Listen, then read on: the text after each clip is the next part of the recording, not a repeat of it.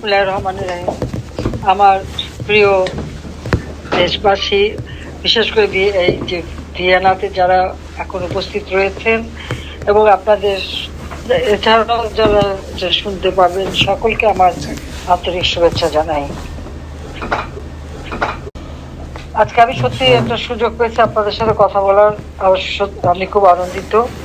আসলে বাংলাদেশে যে ঘটনা ঘটে যাচ্ছে, যে আন্দোলন, যদিও এটা কোটা বিরোধী আন্দোলন, কিন্তু যখন কোনো কোটা ইস্যু ছিল না, এবং যেহেতু কোটা আমি নিজেই তাদের দাবির পরিপ্রেক্ষিতে সেই 2018 সালে বাতিল করে দিয়েছিলাম, একটা হাইকোর্টের রায় আসে, রায়ের বিরুদ্ধে সরকারের পক্ষ থেকে আপিলও করা হয়, স্থগিত হয়ে যায়।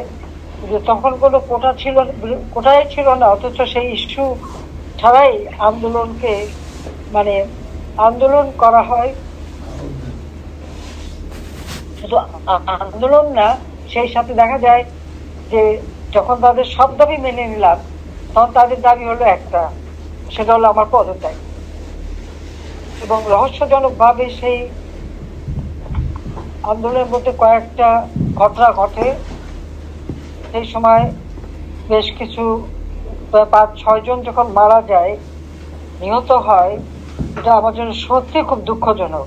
কারণ এই আন্দোলন নামে যাদেরকে হত্যা করা হয়েছে, আমি তাদের আপনার কামনা করি। আর শোক সান্তপ্ত পরিবারের প্রতি আমার আবেদনা জানাই।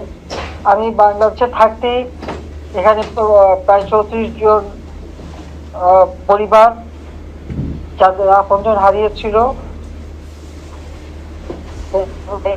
পরিবার সকলকে মুগ্ধর পরিপক্ষে আমি গণভবনে তাদের ডেকে আমার সাধ্যমতো সান্ত্বনা দিই, সহযোগিতা করি, এবং এই হত্যার বিচার করবার জন্য একটা জুডিশিয়াল কমিটিও আমি করে দিই।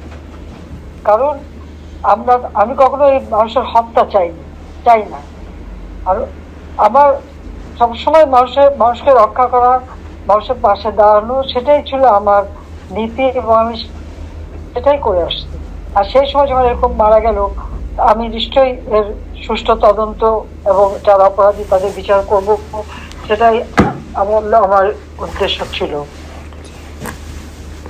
একটা জিনিস আজকে স্পষ্ট হয়ে গেছে, এবং এটা আপনারা দেখেছেন যে সমন্বয়কারীরাই অনেক এখন এটা স্বীকার করছে যে এই আন্দোলন কোনো কোটা আন্দোলন ছিল না, এটা ছিল সরকার পতনের আন্দোলন। আমি একটা প্রশ্ন আমার মনে সমস্যা জাগে, যে এমন কি অপরাধটা বাংলাদেশে করে ফেললাম যে সরকারকে হটাতে হবে।